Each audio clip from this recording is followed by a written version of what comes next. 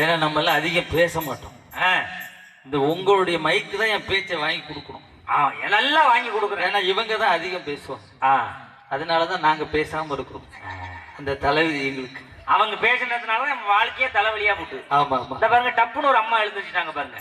அம்மா எந்திரிக்காதீமா இங்கயா. உங்களை யாரும் பேச மாட்டாரு இவரு, எல்லாம் திருத்துற மாட்டீங்க. அம்மா அங்கிட்ட உள்ள கதையை தான் சொல்லுவாரு. ஆமா ஆமா. உன்னை வணங்காத ஒரு வார்த்தை நான் எடுத்தாலும், உன்னை வணங்காது நான் ஒரு வார்த்தை எடுத்தாலும், நீ இணங்காது எனக்கு ஒரு வார்த்தை வாய்க்காது என்று எண்ணி என் சின்ன இதழ்களால் சிந்துகிறேன் முதல் வணக்கம். அன்னை கொடுத்த தாய்ப்பாலும் நீ கொடுத்த தமிழ்ப்பாலும், ஆகா வள்ளுவன் தந்த முப்பாலும் பருகினேன். அதற்கு அப்பாலும் என் வார்த்தைக்கு நீ தாழ்பால் போட மாட்டாய் என்ற நம்பிக்கையில் பேசத் தொடங்குகிறேன். சூப்பர். முத்தான என் தமிழை வணங்கின நள்ளிரவு வேளையிலே செண்பகராய நல்லூர் இந்த மண்ணிலே இவ்வளவு நாள் தொடர்ந்து நம்ம நிகழ்ச்சி நடந்துகிட்டே இருக்கு. அடுத்தது நடக்கதான் போகுது. அதே இந்த ஆண்டி உள்ளூர் மண்ணு கலைஞர்களை அழைத்து இப்படி பெருமைப்படுத்தக்கூடிய இந்த செண்பகராய நல்லூர் மக்களுக்கு எங்களுடைய பட்டிமன்றம் சார்பாக கை நிறைந்த ஒரு கரவொலியும் ஒரு வணக்கங்களையும் உங்களுடைய பொற்பாதத்திலே சமர்ப்பித்துக் கொண்டு, இவ்வளவு சிறப்பா பண்ணக்கூடிய நடுவர் ரொம்ப நாளுக்கு பிறகு, கிட்டத்தட்ட ஒரு 3-4 வருடங்களுக்கு பிறகு திரும்ப நாங்க அந்த மேடையில சந்திக்கிறோம் அப்படின்னா, என்னுடைய கல்வி பணியின் காரணமாக ஒரு நாள் வர முடியல. இருந்தாலும் பரவாயில்ல, இன்னைக்கு கூப்பிடும் போது ரொம்ப மகிழ்ச்சியா இருந்தது. எவ்வளவுதான் இருந்தாலும் இந்த நடுவர் நல்ல நடுவர், அறிவாளியான நடுவர்னு ஊர் ஃபுல்லா சொல்லி ஊர் பேரும் ஊரோட இருக்கிறார். இருந்தாலும் எனக்கு ஒரு டவுட் வந்துருச்சு.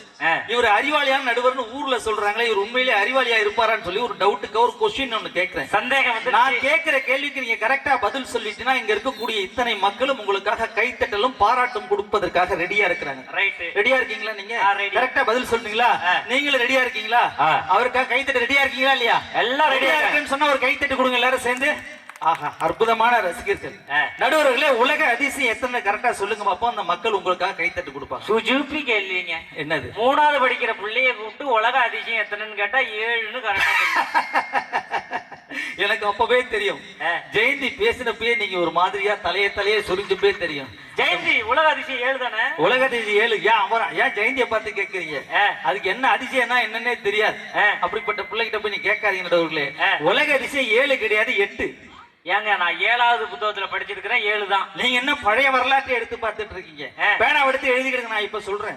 உலக அதிசயம் 8 எப்படி தெரியுமா? எப்படி? உலகத்தில் இருக்கக்கூடிய 196 நாடுகளில் இந்திய தேசம் ஒரு நாடு. இந்திய தேசத்தில் இருக்கக்கூடிய 29 மாநிலத்தில் தமிழ்நாடு ஒரு மாநிலம். தமிழ்நாட்டில் இருக்கக்கூடிய 38 மாவட்டங்களில் நாகப்பட்டினம் ஒரு மாவட்டம். நாகப்பட்டினம் இருக்கக்கூடிய 4 வட்டங்களில் வேதாரண்யம் ஒரு வட்டம். வேதாரண்யம் வட்டத்தில் இருக்கக்கூடிய 167 கிராமத்திலே செண்பகராயனூர் என்ற கிராமத்திலே அழகாக ரசித்துக் கொண்டிருக்கக்கூடிய நள்ளிரவு வேலையில் ரசிக்கக்கூடிய சொந்தங்கள் தான் எனக்கு 8வது அதிசயமா தெரியுறாங்க. இதை விட வேற என்னங்க உங்களுக்கு வேணும்? இவ்வளவு பேசியும் கைத்தட்டு வாங்க முடியல. ஆனா ஒத்த வார்த்தையில வாங்கிட்டாரு பாத்தியா? உண்மையை சொன்னா கை தட்டக்கூடிய ரசிகர்கள் இந்த ஊர் ரசிகர்கள் நமக்கு எல்லாருக்குமே தெரியும். ரைட். அதனாலதான் உங்கள்கிட்ட அந்த கேள்வியை கேட்டேன். தம்பி வந்த உடனே உங்களை வாழ்த்தி ஒரு பாட்டு பண்ணார்ல, என்னதான் அக்கா பிள்ளையா இருந்தாலும் இப்படி வாழ்த்தப்படாத தம்பி. நீ போற போக்கு சரியில்லை. என்ன திறந்தா ஒரு குருநாதர், நீ அவரத்துக்கு ஓரமா உட்கார வச்சு பேச்சாளர் அது கூட வாய்ப்பு கொடுக்க மாட்டோம் இருக்கு. அப்படி பண்ற அளவுக்கு நீ இருக்கிற. இருந்தாலும் பரவாயில்ல, எனக்குன்னு ஒரு மனசு இருக்கா இல்லையா? மனசு. நானும் உங்களை ஒரு வாழ்த்தி ஒரு 3 வரியில கவிதை எழுதிட்டு வந்திருக்கேன். 3 வரி. அது கடைசியா தான் வாழ்த்தாம இருக்கக்கூடாதுன்னு உட்காந்து கடகடன்னு எழுதுனேன். அப்படியெல்லாம் நான் சொல்லும் போது திரும்ப வாங்கி சொல்றீங்களா? சார், நீங்க வாழ்த்தலனாலும் உங்களுக்குள்ள சம்பளம் உண்டு. அதுக்காக நீ ஒன்னும் கவலைப்பட வேண்டாம். கொஞ்சம் பேச வச்சிருந்தேன், நல்லா இருக்கு. நான் சொல்ற வார்த்தை திரும்ப வாங்கி சொல்லணும். நீங்க சொல்றத திருப்பி சொல்லணும். திரும்ப வாங்கி சொல்றீங்களா? கரெக்டா சொல்றீங்களா? பணத்துல பறக்குது தட்டா அந்த கலர் செய்வாங்க. பணம் கரெக்டா சொல்லுங்க பாப்போம். என்ன எங்க இப்படி சொன்னா எப்படி? இதுக்குதான் நீங்க ஜெயந்தியை பார்க்க கூடாதுங்கிறது. என்னைய பாருங்க நடுவர்களே, உங்களை என்னை பார் யோகம் வரும்.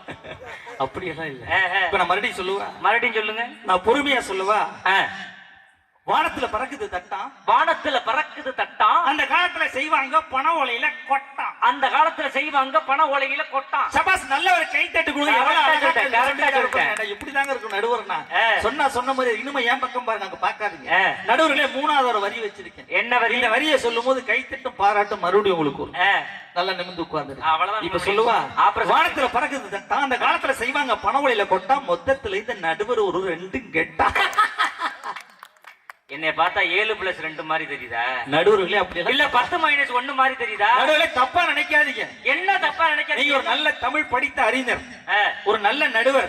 2 கேட்டானா என்ன தெரியுமா அர்த்தம்? என்ன அர்த்தம்? ஜெயந்தியை பார்க்காதீங்க, என்னைய பாருங்க. நான் புத்தகத்தை எடுத்து தமிழ் அகராதில என்ன தெரியுமா பாத்தீங்கன்னா புரட்டி பார்க்கணும். புரட்டி பாத்தீங்கன்னா என்ன அர்த்தம் தெரியுமா? இரண்டும் கட்டான் என்றால் என்ன தெரியுமா? உங்களுடைய பேச்சு திறமையால் எங்களை போன்ற மேடையில் இருக்கக்கூடிய பேச்சாளர் பெருமக்களையும் எதிரே உட்கார்ந்து ரசித்துக் கொண்டிருக்கக்கூடிய ரசிக பெருமக்களையும் இரண்டு பகுதியில் இருப்பவர்களை உங்களுடைய பேச்சு திறமையால் கட்டி ஆளக்கூடிய இரண்டும் கட்டான்னு புகழ்ந்துதாங்க சொன்ன. இப்ப நல்ல ஒரு கைத்தட்டு கொடுங்க நடுவருக்காக. இப்ப நான் சொல்றேன், நான் 2 கட்டான் நான் 2 கட்டா பெருமையா சொல்லிக்குவேன். நல்லாவே சொல்லிவிடுங்க. ஆனா எல்லா ஊர்லயும் சின்ன குட்டி பசங்க நிறைய உட்கார்ந்து இருப்பான். ஆமா, இந்த ஊர்ல என்னன்னு தெரியல. இது நாளைக்கு ஸ்கூல் போறதுனால ஒரு 2-3 பேர் மட்டும் தான் உட்கார்ந்து இருக்காங்க. அந்த 2 பேர் 2 லட்சம் பேருக்கு சமம். ஆனா எங்க போனாலும் நான் வந்து நல்ல ஐடியா கொடுப்பேன் நடுவர்களே. ஒரு போய் நேரம் அங்க வந்தா ஊரா போய் பட்டிமன்றம் பேசுறேன், நல்ல அறிவாளியா இருக்கிறியா, எனக்கு ஒரு நல்ல ஒரு டிப்ஸ் ஒன்று கொடுன்னா. டிப்ஸ் தானே பரவாயில்ல கொடுக்குறேன். என்ன டிப்ஸ்னு கேட்டேன். அவன் சொன்னா, அண்ணே 100க்கு 100 மார்க் வாங்குறது ஒரு ஐடியா கொடுன்னா. நான் தான் கல்லூரி வச்சு நடத்திட்டு இருக்கேனாச்சே, நல்ல அறிவாளி ஆச்சே. சரி பையன் கேட்கறானே அறிவாளின்னு சொல்லிடுவோம்னு சொல்லிட்டு நேரா பரீட்சை ஹாலுக்குள்ள போனா 3 மணி நேரம் உள்ள உட்கார்ந்து இருக்கேன். 1 மணி நேரம் 10 மார்க் கொஸ்டின் எழுது. அடுத்த ஒரு 1 மணி நேரம் 5 மார்க் கொஸ்டின் எழுது. அடுத்த ஒரு அரை மணி நேரம் 2 மார்க் கொஸ்டின் எழுது. அடுத்த ஒரு அரை மணி நேரம் 1 மார்க் கொஸ்டின் எழுது. மொத்தத்துல 100க்கு 100 மார்க் வாங்கி ஜமாய்க்கலாம்டா போடான்னு. அந்த பையன் என்னைய பார்த்து குறுகுறுன்னு பார்த்துட்டே இருந்தான். ஏன்டா தங்க என்னைய பார்த்துக்கிட்டே இருக்கு, என்ன போடா படிடான்றேன். அந்த பையன் சொன்னா, இல்லன்னு 3 மணி நேரமும் கொஸ்டினே எழுதுன்னு சொன்னே, பதில எப்ப எழுதுன்னு சொல்லலே என்னன்றான். இப்படி எல்லாம் இருக்கிற பையனால சமாளிக்க முடியாத நடுவுகளே. இப்படி இருக்க பசங்களே சமாளிக்கிறதுக்கு தான் நாங்கெல்லாம் இன்னைக்கு இல்ல, நம்ம வேதாரண்யம் பகுதியில முக்கியமா புஷ்பவனம் குப்புசாமின்னு ஒருத்தர் அருமையான மனிதர். வேதாரண்யம் உப்பு, இன்னொன்னு குப்பு, இன்னொன்னு நட்பு. செம்பைனா நட்பு, செம்பைனா நட்பு. ஒரு 15-20 கிட்டத்தட்ட ஒரு 25 ஆண்டுகளுக்கு முன்னதான் ஒரு கேசட் ஒண்ணு போட்டார். ஆமா, ஒரு நாடா கேசட். இந்த பக்கம் 5 பாட்டு, அந்த பக்கம் 5 பாட்டு. இந்த 5 பாட்டை திருப்பி போட்டு கேட்டா காதல் வராதவங்களுக்கு காதல் மலரும். அது அழகா சொல்லிருப்பாரு. அதுல ராசாத்தி உன்னை எண்ணி ராப்பகலா கண்ணிழிச்சே, ராசாத்தி உன்னை எண்ணி ராப்பகலா கண்ணிழிச்சே, ராப்பகலா கண்ணிழிச்சே, ராணி உன்னை கை கொடுத்தே, ராப்பகலா கண்ணிழிச்சே, ராணி உன்னை கை கொடுத்தே, ராசாத்தி ராசாத்தி உன்னை எண்ணி ராப்பகலா கண்ணிழிச்சே, ராப்பகலா கண்ணிழிச்சே, ராணி உன்னை கை கொடுத்தே, ராப்பகலா கண்ணிழிச்சே, ராணி உன்னை கை கொடுத்தே. சாபாஸ் சாபாஸ் சாபாஸ்.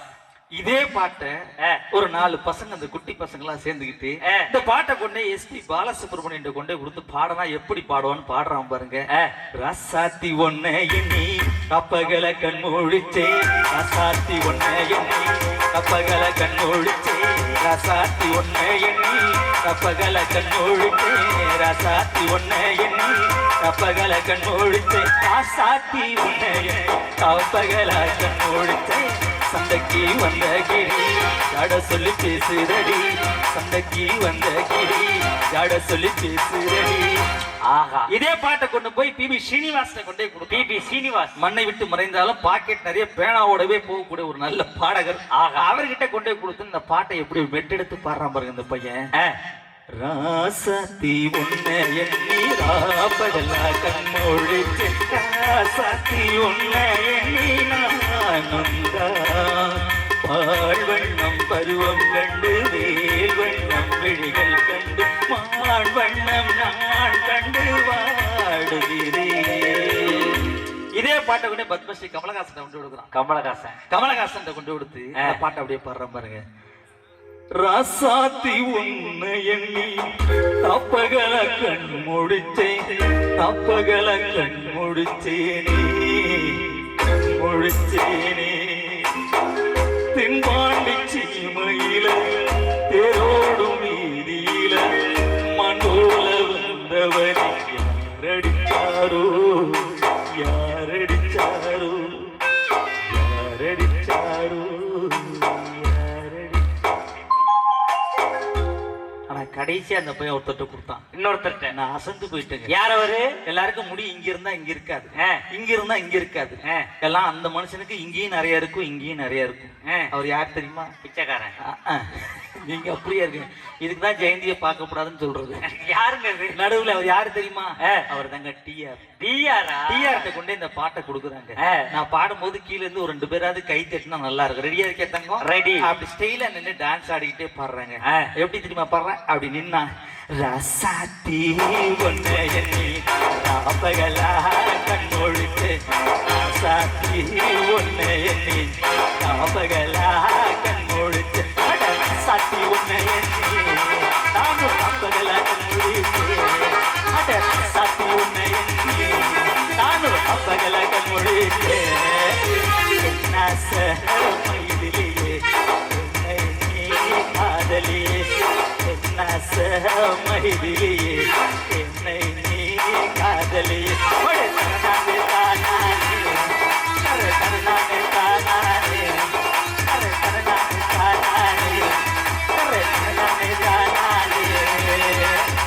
ஆகா செம்மையா செம்மையா எல்லாம் ஜோரா ஒரு கை தட்ட மட்டும் நல்லா கொடுங்க.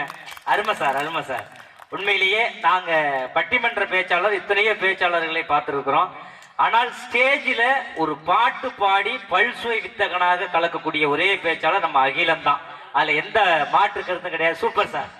அது ஆடி நமிதாவே தோத்துக்கிடும் போல. ஆடி ஏன் நமிதா கூட என்ன கூட சேர்க்கிறீங்க? இல்ல ஜோதியா ஈக்குவலா என் ஜெயந்தி தங்கச்சி ஆடும். இல்ல அதை நமிதாவோட ஒப்பிடக்கூடாது. சிலுக்கு சிமிதா கோச்சிக்கிடும். நடுவுல என்ன அறிமுகப்படுத்தும் போது என்ன சொன்னீங்க? என்ன சொன்னேன்? ஒரு கேட்டரிங் டெக்னாலஜி காலேஜ் திருப்பூர்ல வச்சு ரன் பண்ணிட்டு இருக்கேன்னு சொன்னீங்களா இல்லையா? ஆமா. 13 ஆண்டுகளா நான் படிச்சதெல்லாம் கேட்டரிங் டெக்னாலஜிங்க. உலகத்துல இருக்கக்கூடிய எல்லாருக்கும் சமைச்சு போடணும்னு ஆசையில அந்த படிப்பை படிச்சுட்டு அமெரிக்காவுல சொகுசு கப்பல்ல ஒரு 8.5 ஆண்டுகள் தொடர்ந்து வேலை பார்த்துக்கிட்டே இருந்தேன். உலகம் எல்லாம் சுத்திக்கிட்டு கை நிறைய சம்பாதிச்சுட்டு அனைவருக்கும் வாய் நிறைய சமைச்சு போட்டேன். ஊருக்கு வரும்போது 2 மாசம் லீவ் கிடைக்கும். ஊர்ல வரும்போது அப்பாச்சி பைக் வாங்கிட்டு சும்மா சுத்திக்கிட்டே இருக்கு. அட ஜாலி. எங்க அம்மா என்னைய பார்த்து ஒரு வார்த்தை சொன்னாங்க. என்ன சொன்னாங்க? தங்கம் உன்னைய பார்த்தா அல்டிமேட் அஜித் குமார் மாதிரி இருக்கு தங்கம். ஐயோ, இவரை பார்த்தா நான் சொல்றது அஜித் குமாருக்கு மட்டும் இது தெரிஞ்சிச்சு. பார்த்தா அல்டிமேட் அஜித் குமாரி மாதிரி இருக்க தங்கம். எங்கேயும் போயிடாதரா, உனக்கு நல்ல பொண்ணா பார்த்து நான் கல்யாணம் பண்ணி வைக்கிறேன். சொல்லி முடிக்கல. என்ன நான் சொன்னேன் வேணாமான்னு சொன்னேன். சொல்லி முடிக்கல. வீட்டு வாசல வேணும்னு நினைச்சு சொந்த பந்தம் எல்லாம் வேணும்ல உட்கார்ந்து இருந்தது. தங்கம் உனக்கு தாண்டா பொண்ணு பார்க்க போறோம், சீக்கிரம் வந்து வண்டியில ஏறான்னாங்க. ஜாலியா போனீங்க. நல்ல நேரம் முடிய போகுதுன்னு சொன்னாங்க. இருந்தாலும் சொல்றாங்களே பெரியவங்க சொன்னா மரியாதை கொடுக்கணுமா இல்லையா? நேரா வண்டியில போய் ஏறினாங்க. பொண்ணூட்டு வாசல்ல போய் வண்டி நின்னுச்சு. வாசல்ல வாழைமரம் கட்டி இருந்தாங்க. உங்களுக்கு போட்ட மாதிரி மாப்பிளைக்கு ஒரு நல்ல சேர், ஸ்பெஷல் சேர் போட்டு ஸ்பெஷல் மாப்பிள்ளைய வந்து உட்கார சொல்லுங்கன்னாங்க. நான் கொஞ்சம் கூச்ச சுபாவம். குனிஞ்சத்துல நிமிராம நேரா போய் இந்த சேர்ல உட்காந்து இந்த பெரியவங்க எல்லாம் வாயில வெத்தலை பாக்க அள்ளி போட்டு அடக்கிட்டு மாப்பிள்ளை எழுந்து அண்டாச்சி சீக்கிரம் பொண்ணை காட்டுன்ற சொல்லுங்கோன்னாங்க. சொல்லி முடிக்கல. வாயில இருந்து வெத்தலை பாக்க வச்சு ஒடுக்குது. திடீர்னு படார்னு பொண்ணு தட்டுல காஃபி எந்திட்டு இருந்துச்சு. காஃபில இருந்து ஆவி பறந்துச்சு. சுட சுட சுட சுட காஃபி நல்லா மனமா மணக்குது. பொண்ணு பிடிச்சு போச்சுங்க. நான் காஃபி பிடிக்கல. பார்த்த உடனே கூப்பிட்டு போய் கேட்டேன், தங்கம் என்னை பிடிச்சிருக்கேன், நல்ல மனசுக்காரன் பிடிச்சிருக்கா இல்ல அமெரிக்காவில இருந்து சம்பாதிச்சு வந்த டாலரை பார்த்து பிடிச்சிருக்கான்னு கேட்டேங்க. ரைட்டு. எனக்கு கொஞ்சம் ஷார்ப் வச்சு நீங்களும் அப்படி பண்ணினேன், ரொம்ப சந்தோஷமா இருக்குன்னு. அவ கண்ணு என் கண்ணு பார்க்க அந்த சீர்காழி கோவிந்தராஜ வந்து முத குத்துலக மெழுகுவர்த்தியால ஏத்தினார். எப்படி ஏத்தினாரு? மெழுகுவர்த்தியால. மெழுகுவர்த்தி எப்படி தெரியுமா?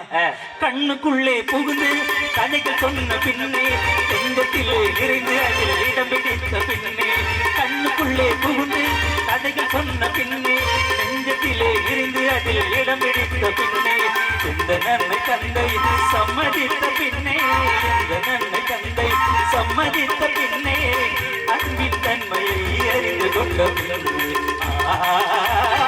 என்னை விட்டு ஓடி போக முடியுமா? இனி முடியுமா? என் உள்ள காண கடவுள் என்ன தெரியுமா? தெரியுமா?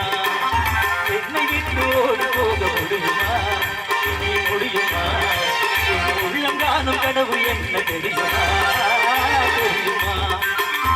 ஆகா ஆகா. நான் எசப்பாட்டுக்காரன். எசப்பாட்டுக்காரன். கண்டினியூ ஆச்சு. அண்ணம் போல நடை நடந்து வந்து என் அருகமண்டு நாணத்தோடு குனிந்து அண்ணம் போல நடை நடந்து வந்து என் அருகமண்டு நாணத்தோடு குனிந்து கண்ணம் சிவக்க நீ இருக்கிற மஞ்சள் கயிறை எடுத்து கடுத்து முடிக்கும் அந்த நாள் தெரியும் போது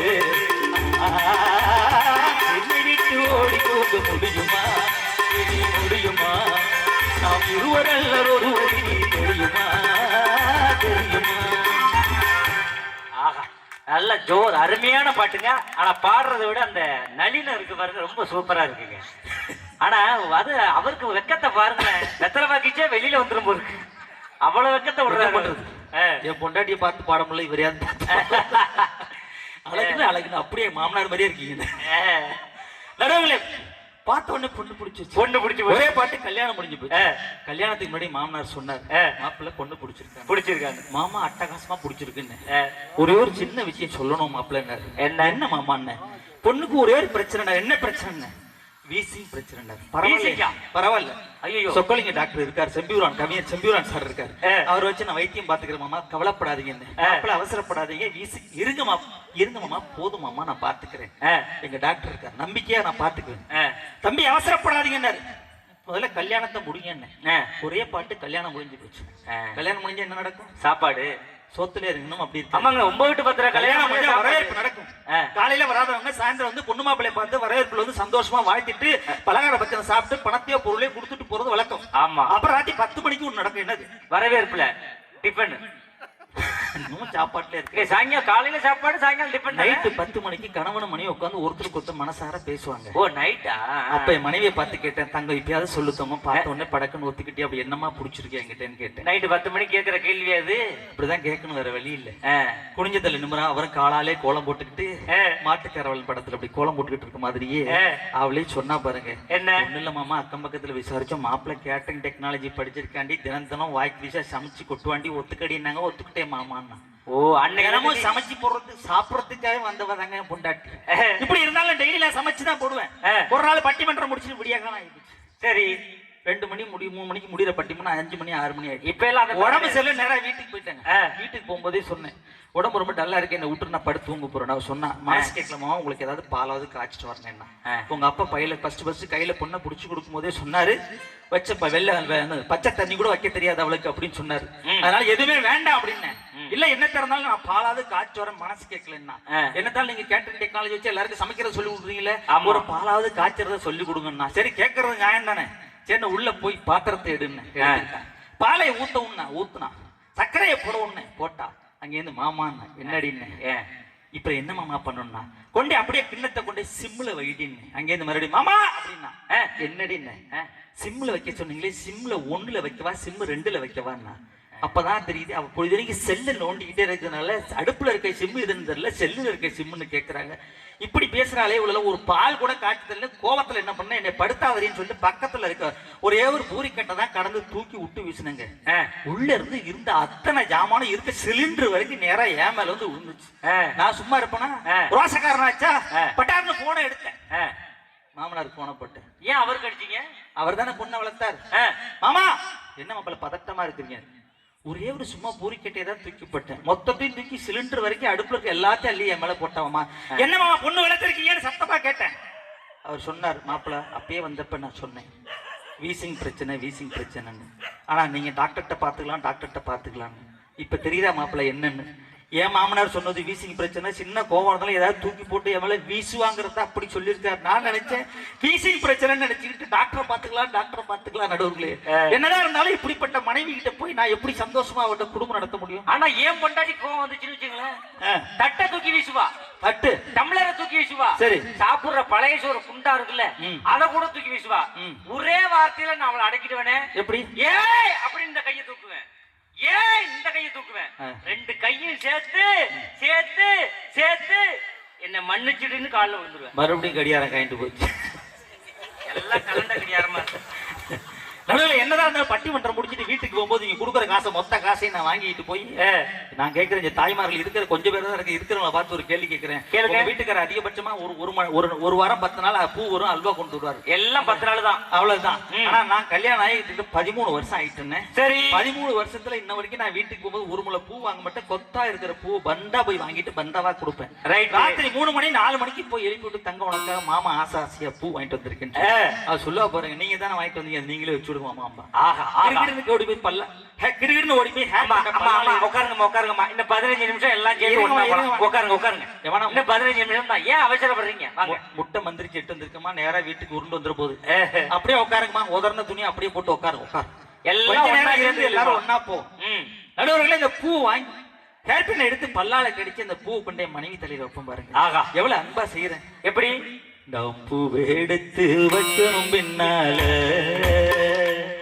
அத வைக்கிறப்போ சொந்தம் தன்னால. பூவை எடுத்து வைக்கணும் பின்னால, அத வச்சீரப்போ சொக்கணும் தன்னால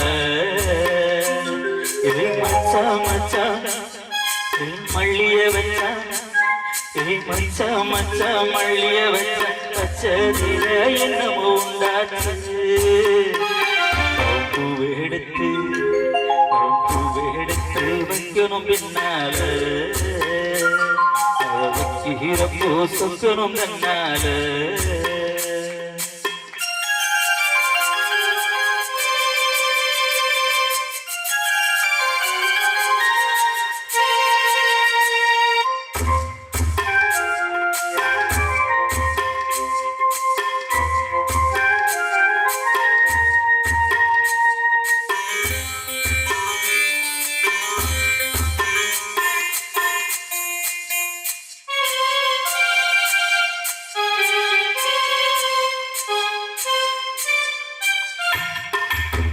அக்கமாக சொன்னதை ஒத்துக்கணும் அத்தனையும் நித்தமும் கத்துக்கணும் அக்கமாக சொன்னதை ஒத்துக்கணும் அத்தனையும் நித்தமும் கத்துக்கணும் தென்பழனி சந்தனன் இங்கு ஒரு பெண்ணாச்சா உண்டானைய இழுக்கட்டுமா சும்மாயிரு ஒரு முத்தாரத்தை பதிக்கட்டுமா கொஞ்சம் போரு அடிப்பூவே பொண்ணே கண்ணே பூவெடுத்து வைக்கணும் பின்னால அதை வச்சிரப்போ சொக்கணும் தன்னால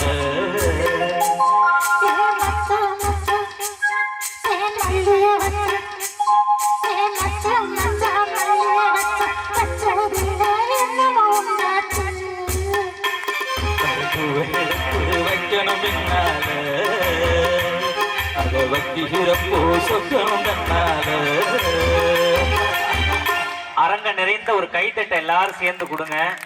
பட்டிமன்றத்துல இந்த மாதிரி 2 குரல்லையும் பாடுறது அவ்வளவு சீக்கிரம் முடியாது. அதுவும் பட்டிமன்றத்துல 2 குரலில் பாடக்கூடிய ஒரே பேச்சாளர் நம்முடைய அகிலன் தான். என்ன அதுக்கு ஏத்த மாதிரியான மக்கள் திரண்ட ஒரு கூட்டமா இருந்தா இன்னும் அருமையா இருக்கும். விடிய விடிய பேசக்கூடிய ஆகச்சிறந்த பேச்சாளர். நேரத்தினுடைய அருமை கருதி ஏன்னா தொடர்ந்து நிகழ்ச்சி இருக்கு. ஒரு 4 நிமிடத்துல பிடிச்சிருந்த 4 நிமிஷம் போவோமா? இதே இந்த பாட்டு முடிஞ்சு 10 மாசத்துல அழகான குழந்தை. ரைட். குழந்தை பிறந்தா தாலாட்டு பாடணுமா இல்லையா? தாலாட்டு பாடணும். மேடையா பாடுறேன் நீனே தாலாட்டு பாடி தூங்குவேன்னா சரி சொல்றது நியாயம். நான் தூங்க வச்சேங்க. ஒரு நாள் உடம்பு சரியில்லைன்னு படுத்துட்டேன். நான் போய் கட்டில படுத்து எடுத்து என் பிள்ளை தொட்டில கிடக்கு. எங்க இருக்கு என் பிள்ளை? தொட்டில இருக்கு. நான் இங்க கட்டில இருக்கீங்க. நான் சொன்னேன் தாலாட்டு எல்லாம் பாட முடியாது நீயே பாடுறீன்னு. பொண்டாட்டி உடனே நேரம் ஒரு பென்ட்ரைவ் எடுத்து திரைசை பாடல்களில் மலர்ந்த தாலாட்டு பாடல்கள் ஒரு பாட்டு பென்ட்ரைவ் போட்டாங்க. ஏன் அவங்கள பாடலையா? அவங்க பாட தெரியாதுங்க அவளுக்கு. ஓ சரி. சரியா பேச கூட தெரியாதுங்க. ஓ மட்டும் தான் படுவாங்க. ஓ அந்த பாட்டை போட்டு விட்டுக்கா நான் கட்டில படுக்கிறேன் என் புள்ள தொட்டில கிடக்கு. அந்த பாட்டு ஸ்டார்ட் ஆகுது பாரு. எப்படி லைட்டா எக்கோயிங்கன்னு.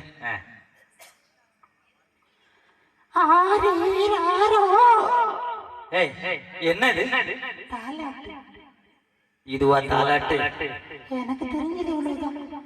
என்ன உங்களுக்கு தெரிஞ்ச பாடுங்க. எனக்கு தெரியாது. ஊரு சொல்லு. நம்ம பாக்கியராஜ் பேசுறேன்.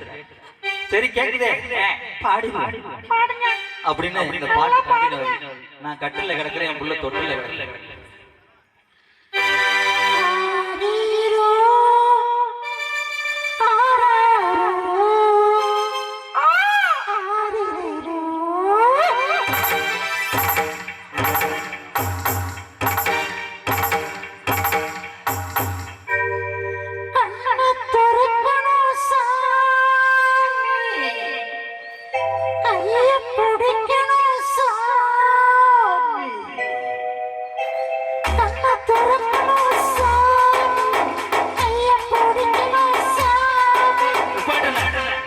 ரெண்டே வரையும் புள்ள காலை வந்து சுரண்டிட்டு இருக்கான். தயவு செஞ்சு பொண்டாட்டி அப்பா விட்ட பக்கம் துரத்து. ஒரு பாட்டு கூட பாட தெரியல. குடும்பத்துல இப்படி தலைவலியா வந்திருக்கீங்களே. இப்படி இது ஒரு தாலாட்டு கூட பாட தெரியாம இருக்க உங்களுக்கு ஏதாவது செய்தியை சொல்லிட்டு நிறைய போற நடுவர்களே. இதே மாதிரி தாலாட்டு எங்க ஊர்ல ஒரு அம்மா பாடுச்சு. ஐயோ மறுபடியுமா? ஆமா எப்படி பாடுச்சு தெரியுமா? எப்படி? கரெக்டா தாலாட்டுல குடும்ப பிரச்சனையே கலக்கி விட்டுட்டு. குடும்ப பிரச்சனை? ஆமா தாலாட்டு பாடுச்சு. எப்படி? தொட்டில போட்டு மண்ணுந்தான் நல்ல மண்ணு மன்னவரும் நல்லவரு இந்த மன்னவரை பெத்தெடுத்த மலக்குரங்கே தொந்தரவு யாரு மாமியால பூமியும் தான் நல்ல பூமி புண்ணியரும் நல்லவரு இந்த புண்ணியரோட உடன் பிறந்த கருங்குரங்கே தொந்தரவு யார நாத்தனாவ புருஷன் பார்த்தா இப்படி போனா பிரச்சனை ஆயிடுமேன்னு அவன் ஒரு பிட்ட போட்டான். யாரும் அடிக்கவில்லை ஐவிரலும் தீண்டவில்லை, யாரும் அடிக்கவில்லை ஐவிரலும் தீண்டவில்லை, தானா அழுகிறாண்டி தம்பி துணை ஒண்ணு வேணும்னு, தம்பி துணை ஒண்ணு வேணும்னு பிட்ட போட்டு 1:45 தாண்டி போய் நிக்குது. இப்பயும் அப்படிதான் கடவுளே, மணி 1:45 தாண்டி. நிறைவா சொல்றேன், எல்லா திருவிழாவிலையும் நம்ம சந்தோஷமா வாழ்ந்த காலம் எப்படி தெரியுமா? எப்படி? ஒரு 5 ரூபாய், அதாவது 1 ரூபாய் பலூனை வாங்கி அழகா அடிச்சு சந்தோஷம் எங்கேயுமே கிடைக்காது. திருவிழா கடையில ஒரு ஆப்பிள் பலூன் மாதிரி ஒண்ணு இருக்கும், அதை வாங்கி இழுத்து அடிக்கும் போது அந்த சந்தோஷம் எப்படி தெரியுமா இருக்கும்? எப்படி? எக்கோ வச்சு ஒரு பேஸ் வச்சிருக்கேன் நல்லா, அப்படி இழுத்து அடிக்கும் போது ஒரு சவுண்ட் வரும். எல்லாருமே இதை செஞ்சு உணர்ந்து இருப்போம். எல்லாம் இந்த திருவிழா கடையில வாங்குற பலூனு, அந்த பலூன் இழுத்து அடிக்கும்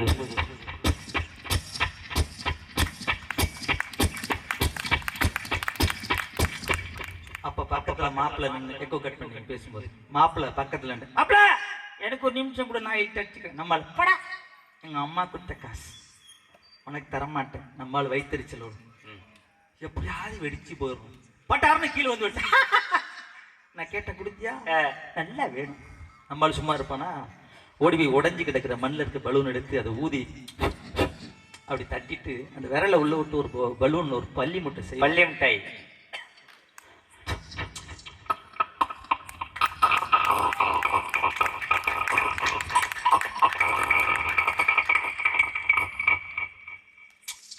கையில அப்படி பள்ளி முட்டை வச்சுக்கிட்டு கையில திரும்ப அதை தீச்சு காட்டுவான் பாரு, அதுல ஒரு சவுண்ட் வரும்.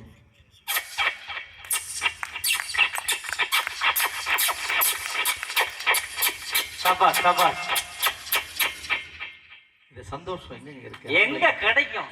பொம்பளை பிள்ளைங்கள் எல்லாம் இன்னைக்கு கல்யாணம் ஆகி எல்லாம் சின்ன பணமாகி போய் இருக்கிறான்னு ஒரு கிட்டத்தட்ட ஒரு 2 வருடத்திற்கு முன்னது என்னோட ஃப்ரெண்டு வீட்டுக்கு போயிருந்தேன். வாசல்ல 80 வயசு பாட்டி உட்காந்துருந்தாங்க. என்னை பார்த்த உடனே வராதா தங்கம் வந்தேன்னு சொல்லி வழிச்சு முத்த அந்த பாட்டி ஒரு வார்த்தை சொன்னாங்க. என்ன சொன்னாங்க? நல்லா இருக்கியாடா தங்கம் அப்படின்னு சொல்லி முடிச்சுட்டு நான் சொன்னேன் கையில செல் எடுத்துட்டு போனேன். பாட்டி சொல்லி என்னடா கையில ஒரு சிலேட்டு மாதிரி வச்சிருக்கு? இது சிலேட் இல்ல பாட்டி, தான் செல்போன். எப்பயாவது அதுல ஏதாவது பசங்கள்லாம் எடுத்து வச்சு கையில வச்சு அப்படின்றானே என்னன்னு ஒன்றும் இல்லை பாட்டி, விளையாட்டு விளையாடுறாங்க, கேம் விளையாடுறாங்க பாட்டின்னு. சரி எனக்கும் ஒன்று வச்சு கொடுறான்னு அந்த பாட்டி கேட்டுச்சு. 80 வயசான உனக்கு இதெல்லாம் தேவையா பாட்டின்னு? தங்கம் வச்சு கொடுறான், நானும் விளையாண்டு பாக்குறேன். சரி பாட்டி கேக்குதுன்னு சொல்லிட்டு எல்லாருக்கும் தெரியும் டாக்கிங் டாம்னு உள்ள ஒரு பொம்மை படம் இருக்கும். ஆமா, அதை எடுத்து அப்படியே ஹலோன்னு சொன்னா அதுவும் ஹலோன்னு சொல்லும். நம்ம என்ன சொன்னாலும் அதை நம்மளை பார்த்து சொல்லும். பாட்டிமா இந்த பொம்மை கிட்ட, பூனை பொம்மை கிட்ட நீ பேசிக்கிட்டு விளையாண்டுக்கிட்டு நான் உள்ள போய் ஃப்ரெண்டை பார்த்துட்டு எல்லாரும் பார்த்துட்டு வரேன்னு சொல்லிட்டு செல்லை கொடுத்துட்டு உள்ள போய் பேசிட்டு 1 மணி நேரம் 1.5 மணி நேரம் கழிச்சு சாப்பிட்டு வெளியில வந்து பாட்டிமா நான் ஊருக்கு கிளம்புறேன், அந்த சிலேட்டை கொடுப்பாட்டின்னு. அந்த பாட்டி சொன்னிச்சு தங்கம் நீ மட்டும் போயிட்டு வாடா, அந்த சிலேட் என்கிட்டே இருக்கட்டும்னுச்சு. ஐயோ அத்தி புத்த மாதிரி எப்பயாவது ஒன்று 4 வருஷத்துக்கு 5 வருஷத்துக்கு ஒரு தடவை செந்தில் பட்டிமன்றம்லாம் கூப்பிடுறாரு, எனக்கு சந்தோஷமா இருக்குது அப்படின்னு சொல்லி மேஜிக் ஷோக்கெலாம் இதை வச்சு தான் நானே பொழப்பம் நடத்திக்கிட்டு இருக்கேன். பாட்டி இதை என்கிட்ட கொடுத்துருன்னு. மறுபடியும் அந்த பாட்டி கேட்டி தங்கம் என்னட்ட இருக்கட்டுன்னு தங்கம் நீ மட்டும் போடா வேற வாங்கிக்கடான்னுச்சு. நான் கேட்டேன் அந்த பாட்டிக்கிட்ட ஒரு வார்த்தை, பாட்டிமா இவ்வளோ தூரம் நீ இப்போ அடம் பிடிச்சி ஏன் வேணும்னு கேட்குறீ, இதுக்கு என்ன காரணம்னு. அந்த பாட்டி ஒரு வார்த்தை சொன்னிச்சு. என்ன தெரியுமா சொன்னிச்சு? உள்ள ஒரு பூனை பொம்மை எடுத்து கொடுத்துல தங்கம், அதுக்கிட்ட ஹலோ அப்படின்னு ஹலோன்னுச்சு. நல்லா இருக்கியா அப்படின்னு, நல்லா இருக்கியான்னு கேட்டுச்சு. சாப்பிட்டியா அப்படின்னு கேட்டேன். சாப்பிட்டியான்னு என்னை பார்த்து கேட்டுச்சு. சிரிச்சேன். அதுவும் என்னை பார்த்து சிரிச்சுதுடா தங்கம். எனக்கு தெரியும் உள்ள இருக்க செல்லுல இருக்க அந்த பூனை பொம்மை உசுறு இல்லைன்னு தெரியும் தங்கம். ஒரு உசுறு இல்லாத பொண்ணு ஒரு பூனை பொம்மை என்னை பார்த்து சாப்பிட்டியா நல்லா இருக்கியான்னு கேட்குதுடா. ஆனா 80 வயசு நான் உசுரோட மதியம் 1 மணி வரைக்கும் சாப்பிட ஒரு தண்ணி கொடுக்காம என் வீட்டுக்குள்ளேயே நான் பெத்த மகன் என்னுடைய மருமக பேர பிள்ளைங்க இருக்காங்க. ஒருத்த கூட இன்ன வரைக்கும் இதை கேட்கலையா தங்கம்? நான் சாகுற வரைக்கும் இந்த பூனையோட பேசிட்டாது சாகுறேன்டான்னு சொல்லி ஒரு வயதான பாட்டி சொல்றாங்க அப்படின்னா இதுக்கெல்லாம் காரணம் என்னங்க? ஒரு குடும்பத்துல வந்தக்கூடிய மருமக வந்த உடனே அவங்களும் நாளைக்கு ஒரு வயதானவர்களாக மாறுவார்கள் என்ற அந்த எண்ணம் கூட இல்லாமல் தன் வீட்டில் இருக்கக்கூடிய மாமியாரை ஓரம் கட்டி வைக்கிறார்களே, இப்படிப்பட்ட அந்த குடும்பத்துல தன்னுடைய அம்மாவுக்கு எதையும் செய்ய முடியாமல் தவிக்கக்கூடிய எத்தனையோ ஆண்மகன் இன்னைக்கு கண்ணீர் வடிக்கிறார்களே, இப்படிப்பட்ட குடும்பத்தில் அந்த பெண்களால் அந்த மனைவியால் தலைவலியாக மட்டுமே இருக்க முடியும் என்று சொல்லி நல்லதொரு தீர்ப்பை நீங்க வழங்க வேண்டும் என்று சொல்லி இத்தனை நேரம் இந்த நிகழ்வை செவிமடுத்த உங்கள் அனைவருக்கும் நன்றி பாராட்டி நிறைவாக ஒரே ஒரு செய்தியை மட்டும் சொல்லி ஒரே ஒரு பாடல் 2 வரியை மட்டும் பாடிட்டு எல்லாருமே தகப்பனுக்காக இந்த பாட்டு எல்லாருமே கேட்டிருப்போம். புஷ்பம் நம்ம குப்புசாமி அவர்களுடைய அந்த வரிகளோடு நிறைவு பெறுகிறேன். எத்தனை சாமி வந்ததையா இது எந்தெந்த சாமி தந்ததையா, எத்தனை பாட்ட சொன்னதையா இது சுத்துற பூமி தந்ததையா, அடிச்சிட்டே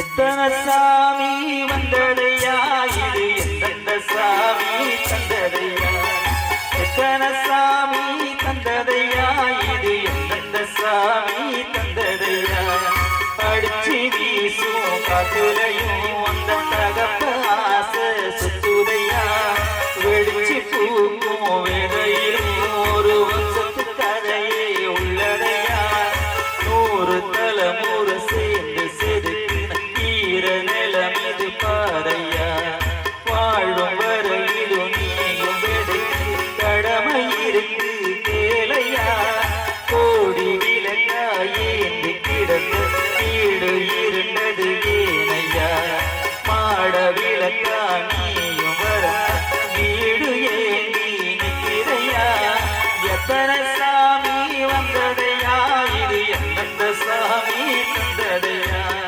எத்தனை பாட்டை சொன்னதையா இது எந்தெந்த சாமி தந்ததையா. ஒவ்வொரு வீட்டிலேயே தகப்பனுடைய அந்த ஆன்மாக்கள், வீட்டில் இல்லாத தகப்பனுடைய ஆன்மா வீட்டையே சுத்தி வரும். தன்னுடைய வீட்டில் எல்லாரும் சந்தோஷமா இருக்கணும்னு நினைக்க ஒரு ஆண்மகனுடைய அந்த எண்ணங்களை தாண்டி இந்த மனைவியுடைய எண்ணங்கள் இன்னும் பெரிதல்ல என்று சொல்லி நல்லதொரு தீர்ப்பை நீங்கள் வழங்க வேண்டும் என்று சொல்லி இத்தனை நேரம் செய்முடித்த அனைவருக்கும் நன்றி பாராட்டி, பிறக்கும் பொழுது பணிக்கூட முடிகிறது, பிறக்கும் பொழுது பணிக்கூட முடிகிறது, இறக்கும் பொழுது மண் கூட முடிகிறது, வாழும் பொழுது யாருடைய மனமும் முடியாமல் வாழ்ந்து காட்டுவோம். நல்ல கருத்தோடு உள்ளது பிரியா விடைபது உங்கள் மேஜிக் அகிலன். தேங்க்யூ. வீட்டை விட்டு வெளியே வந்தா நாளும் நடக்கலாம், அந்த நாளும் அறிந்து நடந்துக்கிட்டா நல்லா இருக்கலாம். உன்னை கேட்டு என்ன கேட்டு எதுவோ நடக்குமா, உன்னை கேட்டு என்ன கேட்டு எதுவோ நடக்குமா, அந்த உருவம் நடக்கும் நாடகத்தை நிறுத்த முடியுமா, ஒன்னாயிருக்க கத்துக்கணும் அந்த உண்மையை சொன்னா ஒத்துக்கணும், ஒன்னாயிருக்க கத்துக்கணும் அந்த உண்மையை சொன்னா ஒத்துக்கணும். காக்கா கூட்டத்தை பாருங்க, காக்கா கூட்டத்தை பாருங்க, அதுக்கு கத்து கொடுத்தது யாருங்க, ஒன்னாயிருக்க கத்துக்கணும் அந்த உண்மையை சொன்னா ஒத்துக்கணும். ரொம்ப அருமையா பேசியிருக்கிறார் அகிலன். நல்லா பேசியிருந்தார் நினைச்சா ஒரு கைத்தட்டல மட்டும் அப்படியே சிறப்பா கொடுங்க. சில பேச்சாளர்கள் பேசுவாங்க, சில பேச்சாளர் பாடுவாங்க, சில பேச்சாளர் நகைச்சுவை பண்ணுவாங்க. ஆனால் பல்சுவை கலைஞராக இந்த மேடையை முழுவதுமாக ஆக்கிரமித்திருக்கிறார். உண்மையான ஒரு வாழ்த்துக்களை அன்போடு தெரிவித்துக் கொண்டு, அருமையா நேரம் இல்லைன்னா நான்லாம் ஒரு 4 மணி நேரம் பேசக்கூடிய நடுவர்னு உட்கார்தான் வைப்பாரு முருகானந்தன். ஆனா 2.5 மணி நேரத்துல பட்டிமன்றம் முடிக்கணும், 1 மணிக்குள்ள முடிக்கணும், அதே மாதிரி பாத்துக்கிட்டுன்னு சொல்லி வச்சதுனால